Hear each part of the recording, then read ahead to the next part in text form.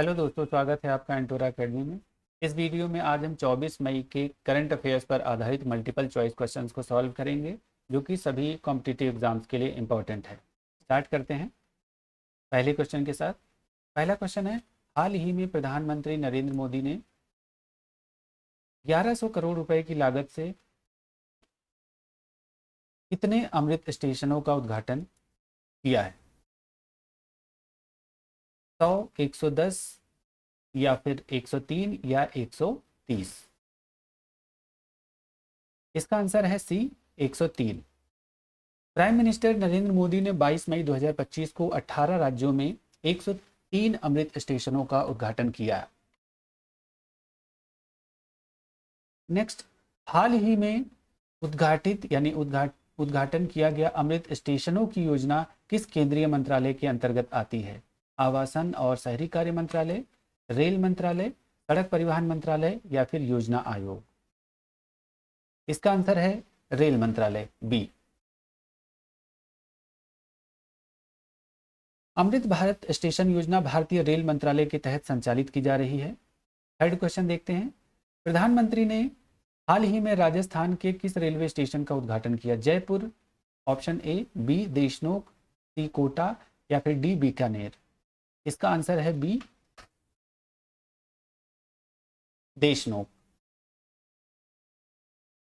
Fourth question, Amrit Bharat station Yojana के अंतर्गत कितने रेलवे स्टेशनों का पुनर्विकास का लक्ष्य रखा गया है?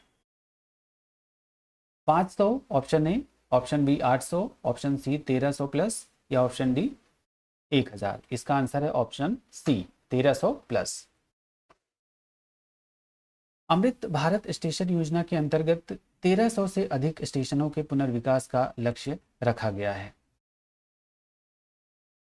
अमृत भारत स्टेशन योजना भारतीय रेलवे की एक पहल है, जिसके तहत देश भर के 1300 से अधिक रेलवे स्टेशनों का पुनर्विकास किया जा रहा है। इसके तहत आधुनिक यात्री सुविधाएं प्रदान की जाएंगी, सांस्कृतिक समावेश किया जाएगा, स्मार्ट ट्रैवल हब बनाए जाएंगे जिसमें डिजिटल डिस्प्ले और ऑटोमेटिक अनाउंसमेंट जैसी फैसिलिटी उपलब्ध कराई जाएंगी। फिफ्थ क्वेश्चन देखते हैं, प्रधानमंत्री ने हाल ही में बीकानेर से किस शहर तक एक्सप्रेस ट्रेन को हरी झंडी दिखाई है? दिल्ली, मुंबई, हैदराबाद या फिर अहमदाबाद? इसका आंसर है बी, मुंबई।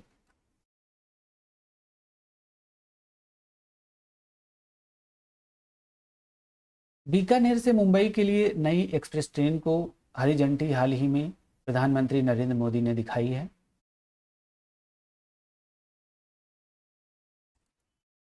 नेक्स्ट, हाल ही में भारतीय चाय उद्योग पर आयोजित उच्च स्तरीय सम्मेलन का आयोजन किस भवन में किया गया? विज्ञान भवन, वाणिज्य भवन, सरदार पटेल भवन या फिर उद्योग भवन? इसका आंसर है बी, वाणिज्य भवन। यह सम्मेलन 21 मई 2025 को वाणिज्य और उद्योग मंत्रालय द्वारा वाणिज्य भवन नई दिल्ली में आयोजित किया गया। अगला प्रश्न है, हाल ही में हुए चाय सम्मेलन में भारतीय चाय उद्योग को किसने संबोधित किया? पीयूष गोयल, निर्मला सीतारमण, जितिन प्रसाद या फिर नरेंद्र मोदी? इसका आंसर है सी, जितिन प्रसाद। सम्मेलन को वाणिज्य और उद्योग राज्य मंत्री जितिन प्रसाद ने संबोधित किया। अगला क्वेश्चन, वाणिज्य सचिव श्री सुनील बर्थवाल ने चाय उत्पादन के लिए किन क्षेत्रों पर विशेष रूप से प्रकाश डाला? Darjeeling, Nilgiri, Sikkim, option A, option B Kangra, Kerala, Orissa, option C Uttarakhand, Maharashtra, Gujarat या ऑप्शन डी? इसका आंसर है ए, दार्जिलिंग, नीलगिरी और सिक्किम। फोर्थ क्वेश्चन, भारतीय चाय उद्योग सम्मेलन में किस उद्देश्य पर बल दिया गया? चाय की कीमतों में वृद्धि करना, ऑर्गेनिक और फ्लेवर्ड चाय को बढ़ावा देना, ऑप्शन बी, या फिर सी चाय पर कर वृद्धि या फिर डी चाय निर्यात बंद करना? इसका आंसर है ऑप्शन बी, ऑर्गेनिक और फ्लेवर्ड चाय को बढ़ावा देना। क्वेश्चन नंबर, इसके बाद देखते हैं अगला क्वेश्चन, इसके आंसर दिए गए हैं। अगला प्रश्न है, हाल ही में किस भारतीय लेखिका को हार्ट लैम्प के लिए 2025 का अंतर्राष्ट्रीय बुकर पुरस्कार मिला है? चित्रा बनर्जी, नीता देसाई, बानू मुश्ताक या फिर तस्लीमा नसरीन? इसका आंसर है सी, बानू मुश्ताक। बानू मुश्ताक को 20 मई 2025 को लंदन में हार्ट लैम्प के लिए अंतर्राष्ट्रीय पुरस्कार मिला है। Second question, Heart Lamp book किस भारतीय भाषा में लिखी गई है जिसे अंतर्राष्ट्रीय बुकर पुरस्कार मिला है? इसका आंसर है सी, कन्नड़।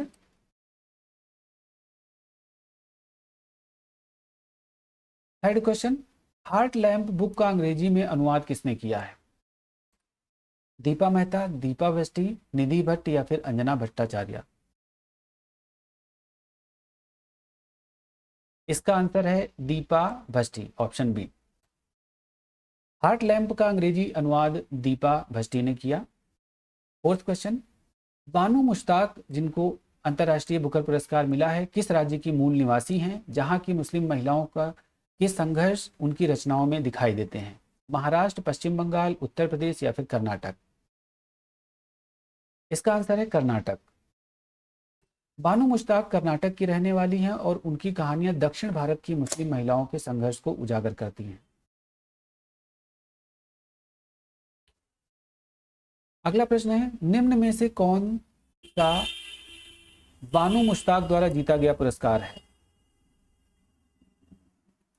ज्ञानपीठ पुरस्कार, साहित्य अकादमी बाल पुरस्कार, पेन ट्रांसलेशन पुरस्कार या फिर बुकर एशिया पुरस्कार? इसका आंसर है सी, पेन ट्रांसलेशन पुरस्कार। इन्हें हसीना और अन्य कहानियों के लिए 2024 में पेन ट्रांसलेशन पुरस्कार भी मिल चुका है। अगला प्रश्न है, हाल ही में न्यायमूर्ति के सोमेश्वर को किस राज्य के उच्च न्यायालय का मुख्य न्यायाधीश नियुक्त किया गया है? त्रिपुरा, नागालैंड, मणिपुर, असम? इन चारों ऑप्शंस में से बताना है।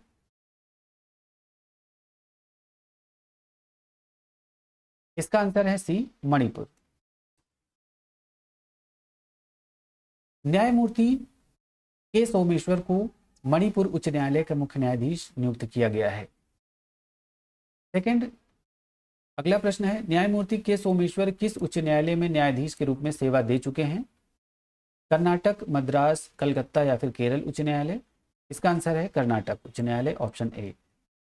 Third question, supreme court collegium की सिफारिश के अनुसार न्यायमूर्ति के सोमेश्वर की नियुक्ति की गई। कोलेजियम की अध्यक्षता किसने की थी जिसने इनके नाम की सिफारिश की? Option A, N V Ramana, V R Gavai, D Y Chandrachud या फिर यू यू ललित? इसका ऑप्शन है बी आर गवई, जो कि भारत के मुख्य न्यायाधीश भी बने हैं हाल ही में। इनकी अध्यक्षता में इनके नाम की सिफारिश की गई। अगला प्रश्न है, मणिपुर उच्च न्यायालय की स्थापना किस वर्ष की गई थी? 2011, वर्ष 2012, वर्ष 2013 या फिर वर्ष 2014? इसका आंसर है ऑप्शन सी, वर्ष 2013।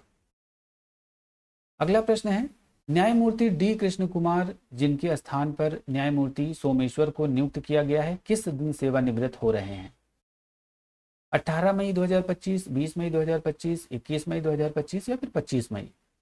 इसका आंसर है 21 मई 2025 को सेवानिवृत्त हो रहे हैं। ये थे 24 मई के सभी इंपॉर्टेंट करंट अफेयर पर आधारित मल्टीपल चॉइस क्वेश्चंस।